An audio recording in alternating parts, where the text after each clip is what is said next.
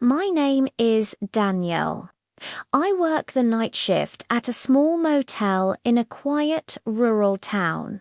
It's got 2 floors, 25 rooms, and most nights there are only a handful of guests.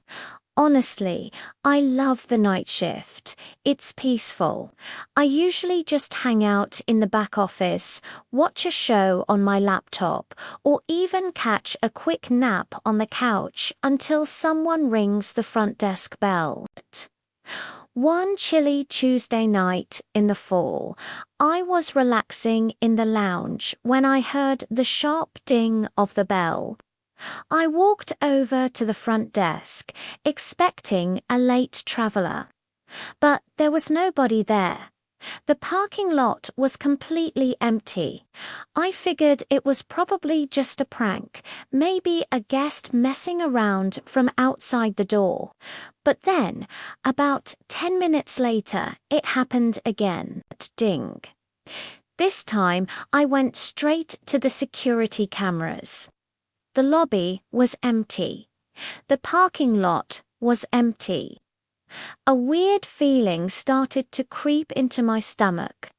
I decided to just sit at the front desk and keep watch. The silence in that lobby was so heavy. The only sounds were the loud ticking of the clock on the wall, the low hum of the vending machine, and my own breathing, which suddenly felt way too loud. And then I saw it. A pale, slender hand slowly rose up from underneath the counter and deliberately pressed the bell.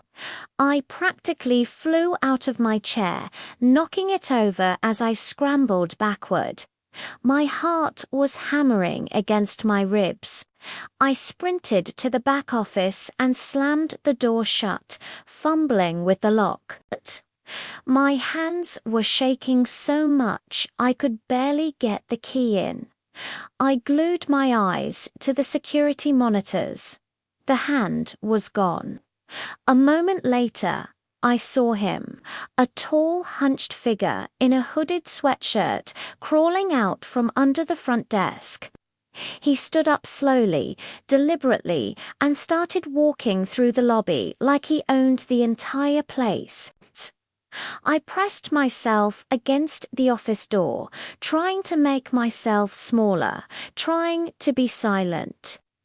He stopped at the main glass doors, just staring out into the darkness for a long time.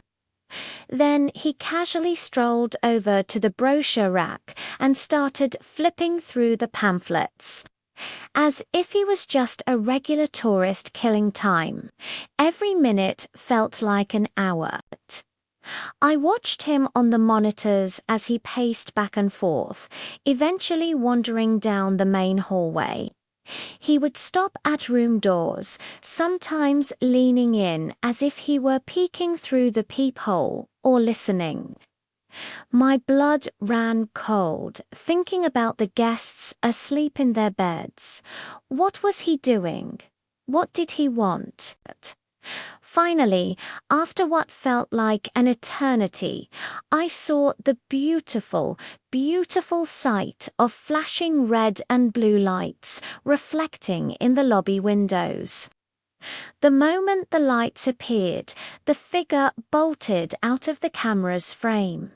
The front door swung open, and 2 police officers entered, their hands on their holsters.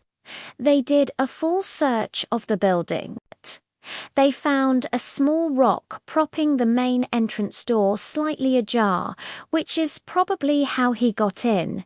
But the man himself, he was gone, vanished.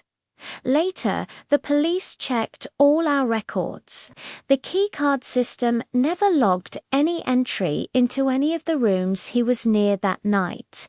And of course, there was no record of him ever checking in. He had been inside the building, moving freely, hiding under my desk, standing right outside guest rooms. And there was absolutely no explanation for how Even now, years later, whenever I drive past a small motel late at night, I get that same icy chill down my spine. And you can bet I don't work night shifts anymore. That was, without a doubt, the single most terrifying shift of my entire life. Thanks for listening, and if you have a scary story of your own, share it in the comments. I'd love to read it. Don't forget to like and subscribe for more true scary stories. Stay safe out there.